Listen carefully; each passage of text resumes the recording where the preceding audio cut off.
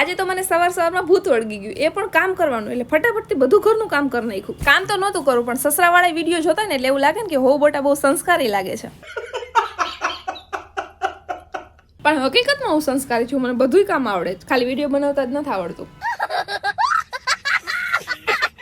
પછી તો તમને ખબર જ છે, તેમ છતાંય હું કહી દઉં કે રોજની જેમ આપણે કરી દીધો સ્વામીને ફોન. મેં કીધું હાલો રખડવા. હવે ક્યાં રખડવા આવ્યા છે ને કઈ જગ્યાએ આવ્યા છે, જો તમને ખબર હોય તો કોમેન્ટમાં જરૂરથી જણાવજો. હવે તમને ક્યાં હેરાન કરવા, તમે જણાવી પહેલા હું તમને જણાવી દઉં. અમે પહોંચી ગયા હતા હેમુગઢવી હોલ એક ફંક્શન અટેન્ડ કરવા માટે, અને આ રાસમાં મારો ભાઈ પણ નાચતો હતો, પણ આમાં ક્યાંય દેખાતો નહોતો.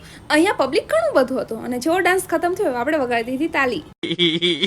પછી એક બીજો રાસ ચાલુ થયો, એ આપણે જોતા હતા. ત્યાં મને લાગી ગઈ તરસ, એટલે અમે આવી ગયા બહાર, પાણી પીધું, અને પ્રતાપ મને પૂછે છે કે તારે કાંઈ ખાવું છે. મેં કીધું હા મારે તો ચોકલેટ ખાવી છે. તો કે કઈ? મેં કીધું કિટકેટ. તો મને ચોકલેટ લઈ દીધી, પણ કેટલા રૂપિયાની ખબર? 10 રૂપિયાની ચોકલેટ લઈ દીધી ને એમાં થઈ ગયું બાજવાનું. હવે બાજવાનું થઈ ગયું એટલે આપણે તો એની સાથે વાત કરવાની થતી જ નથી. તમે મને બોલાવતા જ નહીં, કાંઈ નહીં. મને 10 રૂપિયાની ચોકલેટ લઈ દીધી, કમસે કમ 20-25 રૂપિયાની તો લઈ દેવાય ને. તો કે હવે બહાર જઈને બીજી લઈ દઈશ. મેં કીધું ના મારે હવે ખાવી જ નથી, મને બોલાવતા જ નહીં.